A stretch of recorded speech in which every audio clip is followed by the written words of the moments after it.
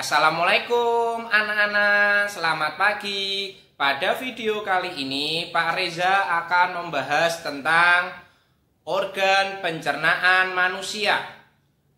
Dalam video kali ini yang Pak Reza akan jelaskan tentunya urutan organ pencernaan manusia apa saja, fungsi-fungsi organ pencernaan manusia apa saja, dan macam-macam pencernaan yang terjadi dalam tubuh manusia.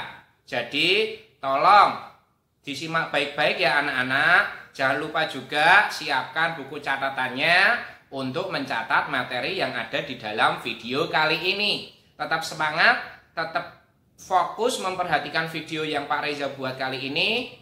Semoga kalian dapat memahami ilmu yang Pak Reza sampaikan pada video kali ini.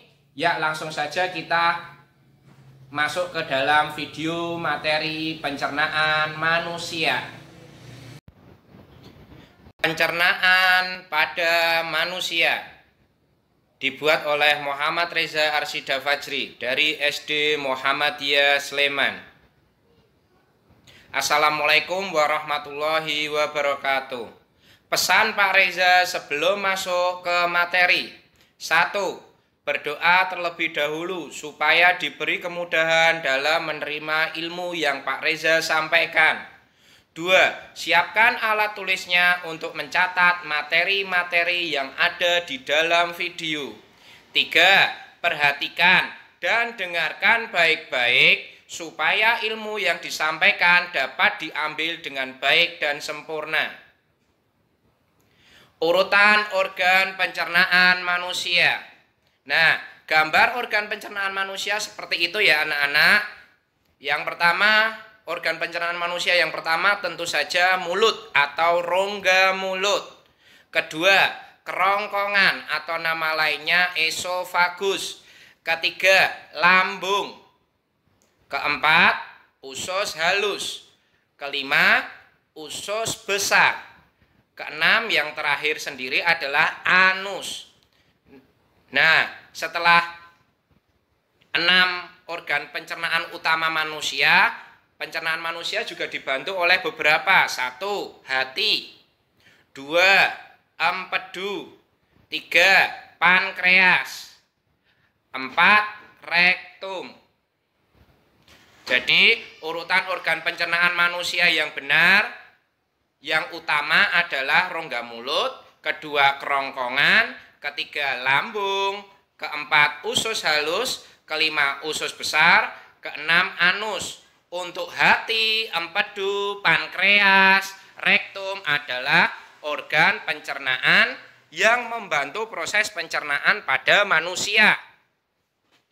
Selanjutnya adalah kita macam-macam pencernaan yang ada di dalam tubuh manusia. Pencernaan mekanik atau gerakan. Pencernaan mekanik adalah pencernaan yang dibantu oleh gerakan. Contoh pencernaan mekanik. Contoh pencernaan mekanik adalah 1. Di mulut. Jadi pencernaan mekanik terjadi di mulut. Pencernaan mekanik di mulut dibantu oleh gigi dan lidah. Jadi pencernaan mekanik sendiri adalah pencernaan yang dibantu oleh gerakan. Di mulut sendiri kita mencerna makanan itu dibantu gerakan yaitu lidah dan gigi. Kedua, pencernaan mekanik terdapat pada kerongkongan. Pada kerongkongan terjadi namanya gerak peristaltik. Nanti gerak peristaltik Pak Reza jelaskan pada slide selanjutnya. Ketiga, pencernaan mekanik terjadi di lambung yang dilakukan oleh dinding lambung. Yang kedua, pencernaan kimiawi atau pencernaan yang dibantu oleh enzim. Di mana saja pencernaan kimiawi terdapat? 1. Di mulut. Di mulut terdapat atau pencernaan kimia yang di mulut dibantu oleh enzim petialin atau nama lainnya enzim petialin adalah enzim amilase. Jadi pencernaan kimiawi sendiri adalah pencernaan yang dibantu oleh enzim. Lah di mulut juga terjadi pencernaan kimiawi yang dibantu oleh enzim petialin atau amilase yang berada di air ludah kita. Nomor 2, pencernaan kimiawi terjadi di lambung yang dibantu oleh 3 enzim, yaitu enzim pepsin, enzim renin, dan asam klorida atau HCl. Ketiga, pencernaan kimiawi terdapat pada usus halus, karena di usus halus terdapat 3 enzim yang dihasilkan oleh getah pankreas, yaitu enzim tripsin, enzim amilase, dan enzim lipase. Selanjutnya, kita bahas satu persatu organ pencernaan manusia secara urut. 1. Rongga mulut. Di dalam rongga mulut terjadi 2 pencernaan, yaitu pencernaan mekanik seperti yang Pak Reza jelaskan tadi dibantu oleh gigi dan lidah, dan pencernaan kimiawi yang dibantu oleh enzim petialin atau enzim amilase. Nah, lidah sendiri gambarnya seperti itu. Diingat-ingat ya anak-anak, ada manis paling ujung, agak ke belakang sedikit untuk merasakan asin, agak ke belakang sedikit lagi asam, yang paling belakang adalah rasa pahit. Kalau cara menghafalnya adalah manis, asin, asam, pahit rasanya. Jadi urut. Seperti iklan nano-nano, kalau kalian ingat, permen nano-nano. Jadi cara menghafalnya adalah manis, asin, asam, pahit rasanya. Pak Reza ulangi lagi untuk menghafal susunannya dari depan ke belakang adalah dengan cara menyanyi seperti iklan nano-nano, yaitu manis, asin, asam, pahit rasanya. Seperti itu. Jadi tolong diingat-ingat supaya mudah menghafalnya. Selanjutnya, pencernaan mekanik dibantu juga oleh gigi. Gigi seperti di gambar ada gigi seri, gigi taring, dan gigi geraham. Apa fungsinya? Macam-macam gigi dan fungsinya. 1. Gigi seri. Gigi seri berguna untuk memotong makanan. 2. Gigi taring. Gigi taring berfungsi untuk mencabik atau merobek-robek makanan. 3. Gigi geraham. Gigi yang paling belakang sendiri berfungsi untuk menghaluskan makanan. Kalau fungsi lidah selain untuk merasakan apa Pak Reza? Fungsi lidah selain untuk merasakan adalah untuk mengatur letak makanan supaya bisa lebih halus, lebih mudah ditelan. Jadi meletakkan makanan ke gigi-gigi tersebut supaya lebih efektif dalam mengunyah. Seperti itu. Jadi fungsi lidah selain untuk merasakan juga untuk meletakkan makanan pada gigi-gigi kalian. Coba kalian rasakan ketika kalian makan, pasti lidah kalian membantu meletakkan makanan tersebut supaya pada posisi gigi yang tepat. Selanjutnya masih di rongga mulut. Rongga mulut terjadi pencernaan kimiawi dibantu oleh air ludah yang mengandung enzim petialin atau amilase. Enzim petialin mengubah tepung atau karbohidrat menjadi zat gula atau glukosa. Amilase sama dengan enzim petialin juga, tapi kadang ditulisnya adalah mengubah amilum atau zat tepung menjadi zat gula. Jadi enzim amilase dan petialin ini sama. Jadi fungsinya juga sama itu walaupun tulisannya amilum. Amilum apa Pak Reza? Amilum adalah zat tepung atau karbohidrat diubah menjadi zat gula atau glukosa. Cara menghafalnya bagaimana Pak Reza? Kita nyanyi lagi cara menghafalnya. Tialin tepung gula, tialin tepung gula, tialin tepung gula, tialin tepung gula. Jadi cara menghafalnya kayak gitu. Tialin tepung gula, kayak zikir. Jadi seperti kita menzikir setelah habis sholat itu loh. Tialin tepung gula, tialin tepung gula, tialin tepung gula. Seperti itu. Kedua, amilase. Cara menghafalnya gimana Pak Reza? Seperti zikir lagi. Milase milum gula, milase milum gula, milase milum gula, milase milum gula. Jadi cara menghafalnya seperti kita berzikir setelah habis sholat itu. Tialin tepung gula, milase milum gula. Pak, buktinya di rongga mulut ini enzim petialin mengubah tepung menjadi gula apa, Pak? Jadi buktinya ketika kita mengunyah nasi, lama-kelamaan nasi tersebut akan manis padahal kita cuma makan nasi tok. Kenapa? Karena nasi itu tepung atau karbohidrat. Kalau kita kunyah terus-menerus, enzim petialin atau amilase tersebut mengubah nasi tersebut menjadi zat gula. Jadi nasi yang kita kunyah terus-menerus akan menjadi manis. Selanjutnya kita masuk ke nomor 2, kerongkongan atau esofagus. Terjadi pencernaan mekanik yang dibantu gerak peristaltik. Jadi di kerongkongan terdapat gerak peristaltik. Gerak peristaltik apa? Gerak peristaltik adalah gerak meremas-remas makanan naik turun yang terjadi di kerongkongan dan mendorongnya ke lambung. Jadi setelah diremas-remas naik turun, makanan tersebut akan didorong ke lambung. Ingat, kerongkongan beda dengan tenggorokan. Ingat, kerongkongan beda dengan tenggorokan. Kalau tenggorokan adalah saluran pernafasan, kalau kerongkongan adalah saluran pencernaan. Di kerongkongan terdapat gerak peristaltik. Gerak peristaltik adalah gerak meremas-remas makanan naik turun yang terjadi di kerongkongan dan mendorongnya ke lambung. Ya, selanjutnya nomor 3, lambung. Nah, setelah didorong ke lambung, di lambung sendiri terjadi pencernaan mekanik yang dibantu oleh dinding lambung. Dan di lambung sendiri juga terdapat pencernaan kimiawi yang dibantu oleh 3 enzim, yaitu enzim pepsin, renin, asam klorida. Nah, macam-macam enzim dan fungsinya yang ada di lambung.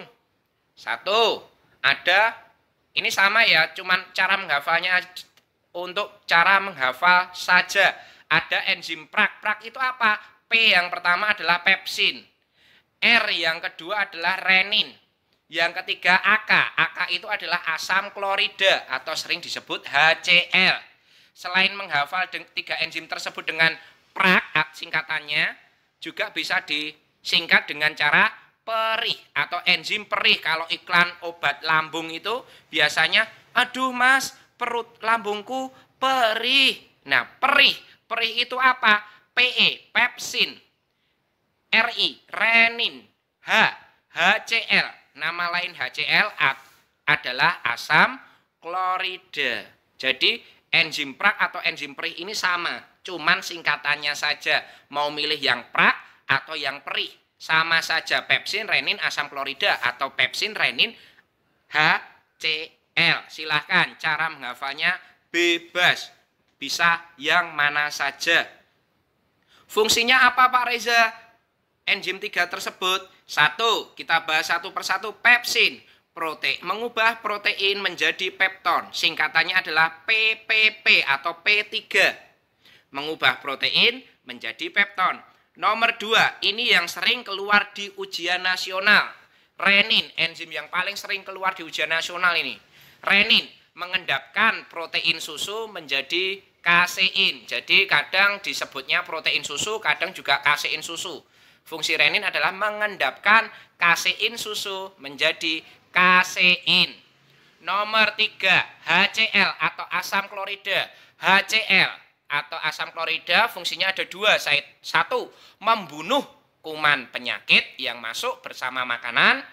Kedua, mengasamkan makanan. Jadi kalau kita makan biasanya dulu itu, kalau kita makan, terus kita utahkan kembali, kita muntah kembali, pasti rasanya kecut. Kenapa kok kecut? Nah, kalau makanan itu sudah terasa kecut atau asam, berarti makanan tersebut sebenarnya sudah sampai lambung. Jadi, makanan tersebut sudah diasamkan oleh asam klorida, sehingga makanan akan menjadi asam. Nah, itulah tugasnya asam klorida, yaitu mengasamkan makanan dan membunuh kuman penyakit. Nomor selanjutnya, nomor 4, usus halus. Usus halus berfungsi untuk tempat penyerapan sari-sari makanan. Di dalam usus halus terdapat 3 macam usus, yaitu 1, usus 12 jari, ingat 2, ingat duo. namanya duodenum. Usus 12 jari, nama lainnya duodenum. Nomor 2, usus penyerapan atau nama lainnya adalah ileum.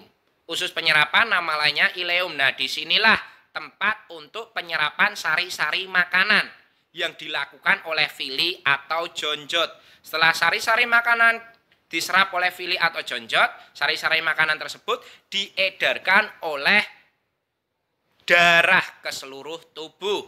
Nomor 3, usus kosong atau jejunum. Seperti itu. Jadi ingat, di dalam usus halus terdapat 3 macam usus, yaitu usus 12 jari, nama lainnya duodenum. Nomor 2, usus penyerapan, nama lainnya ileum. Nomor 3, usus kosong namanya jejunum. Dan ingat, usus penyerapan adalah tempat penyerapan sari-sari makanan yang dilakukan oleh villi atau jonjot. Selanjutnya, di dalam usus halus terdapat enzim yang berasal dari getah pankreas. Enzim apa Pak Reza?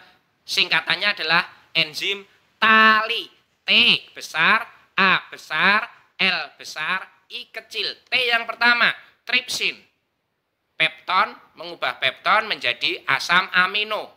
Tripsin mengubah pepton menjadi asam amino. Singkatannya adalah TPA. Nomor 2, A, amilase. Seperti tadi, milase milum gula, milase milum gula. Mengubah amilum menjadi zat gula.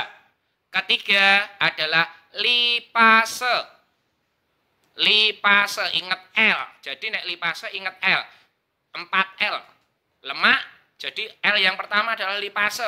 Lipase fungsinya apa? Mengubah lemak menjadi asam lemak dan gliserol. Jadi 4L. Ingat lipase, ingat L-nya. Lemak menjadi asam lemak dan gliserol. Itu cara menghafalnya.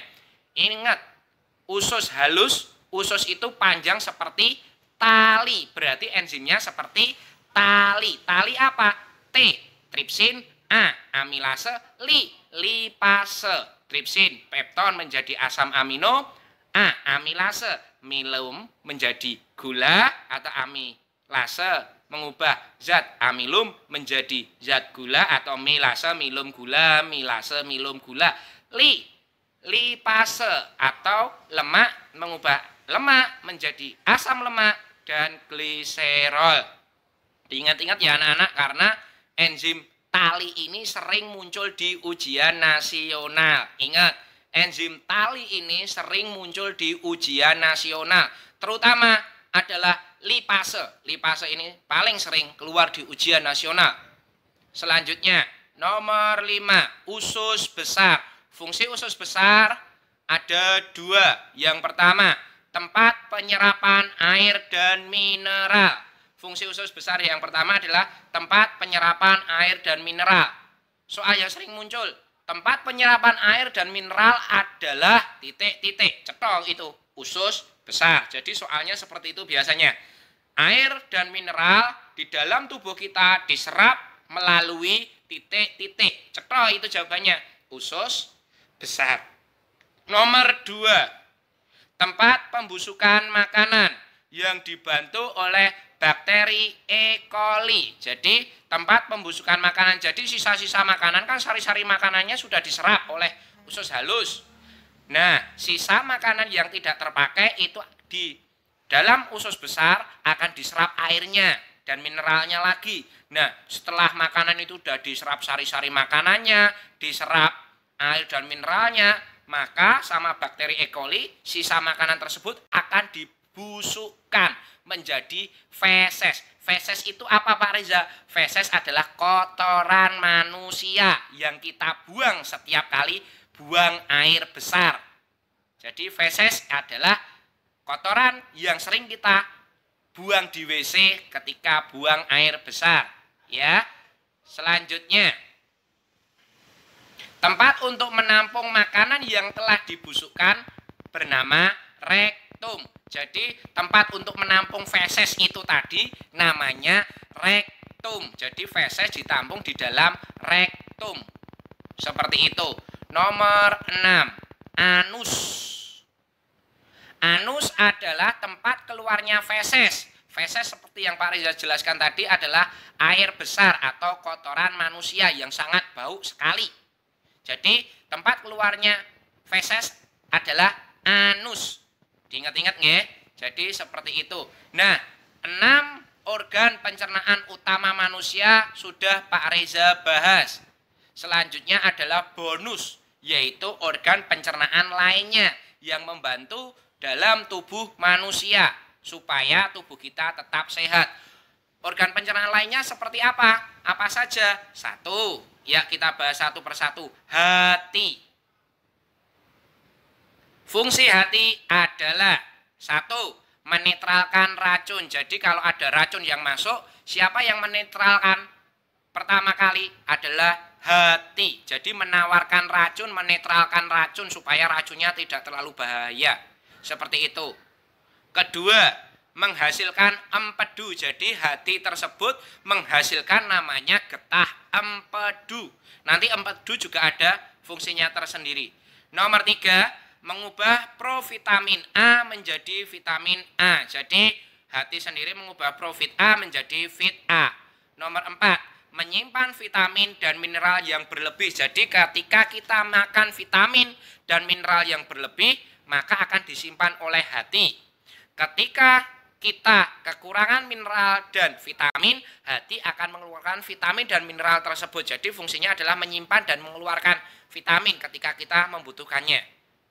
Nomor 5, pembentukan sel darah merah. Jadi pembentukan sel darah merah atau eritrosit adalah hati. Nomor 2, empedu. Nah, empedu ini dihasilkan oleh hati ya anak-anak. Fungsi empedu, 1, memecah lemak atau mencerna lemak atau memperkecil lemak. Jadi pokoknya untuk mencerna lemak lah, istilahnya seperti itu empedu itu. Nomor 2, membantu fungsi enzim lipase. Ingat tadi, lipase.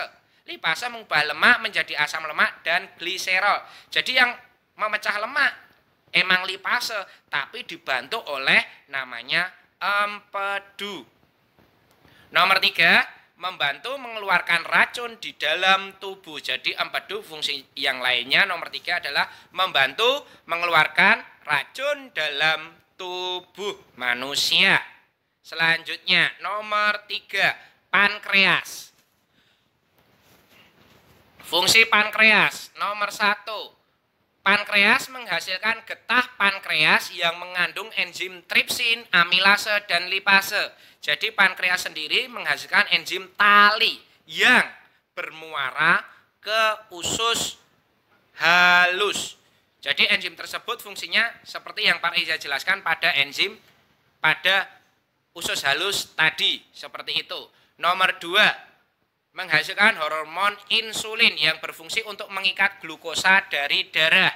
Seperti itu. Jadi pankreas berfungsi untuk menghasilkan getah pankreas yang mengandung enzim tripsin, amilase, dan lipase. Tripsin untuk mengubah pepton menjadi asam amino, amilase mengubah amilum menjadi zat gula, dan lipase memecah lemak menjadi asam lemak dan gliserol. Nomor 2, menghasilkan hormon insulin yang berfungsi untuk mengikat glukosa dari darah. Jadi untuk istilahnya mengontrol gula darah kita. Jadi kalau seumpamanya ada mungkin orang tua kalian atau simbah kalian yang mengalami penyakit gula atau penyakit diabetes yang sudah parah, biasanya disuntik insulin. Kenapa kok disuntik insulin? Karena pankreas orang penderita diabetes atau gula tersebut sudah rusak atau tidak bisa menghasilkan insulin. Kalau rusak bagaimana Pak Reza? Kalau rusak berarti tubuh kita tidak bisa mengikat glukosa dari darah, tidak bisa mengontrol gula darah tersebut sehingga gula darahnya malah menyerang tubuh kita. Seperti itu. Jadi ingat, kita harus menjaga organ-organ pencernaan dalam tubuh manusia ini supaya kita tetap sehat terus, seperti itu. Nomor 4, ginjal. Nah, ini yang paling sering kita dengar, ginjal, penyakit ginjal, seperti itu. Fungsi ginjal, 1, menyaring dan membuang limbah atau kotoran lewat urin. Jadi kalau kita makan ada kotorannya, ada limbahnya atau ada racunnya, biasanya diserap oleh ginjal dan akan dibuang lewat urin. Jadi ginjal ini akan selalu sehat jika kita minum air putih, air bening yang cukup banyak. Seperti itu supaya apa? Supaya air urinnya banyak sehingga bisa mengikat kotoran dan racun yang ada di dalam ginjal tersebut. Nomor 2, mengendalikan keseimbangan air. Jadi kalau ginjal kita sudah rusak, biasanya kita disuruh malah istilahnya jangan terlalu banyak minum air seperti itu. Supaya apa? Supaya pengeluarannya tidak terlalu banyak, karena kalau ginjal rusak itu kita sulit mengeluarkan air seperti itu. Jadi mengendalikan keseimbangan air. Kalau kita minumnya air banyak, maka sama ginjal juga akan dikeluarkan banyak juga. Kalau kita minumnya sedikit, biasanya urin kita nanti juga sedikit dan warnanya lebih pekat, warnanya kuning seperti itu. Jadi tolong minum air putih yang banyak, air bening yang banyak supaya dapat menyaring, mengikat limbah atau racun yang ada di dalam ginjal tersebut dan dibuang lewat urin kita sehingga badan kita tetap sehat. Nah, selanjutnya mengatur tekanan darah dan kadar garam.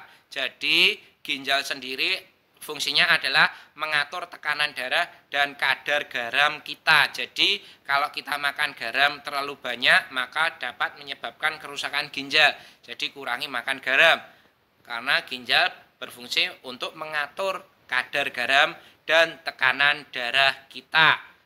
Nah, selanjutnya adalah terima kasih telah menyaksikan video materi organ pencernaan manusia yang Pak Reza sampaikan pada video kali ini. Semoga kalian dapat menyerap ilmu yang Pak Reza sampaikan. Sekian, kurang lebihnya mohon maaf. Wassalamualaikum warahmatullahi wabarakatuh.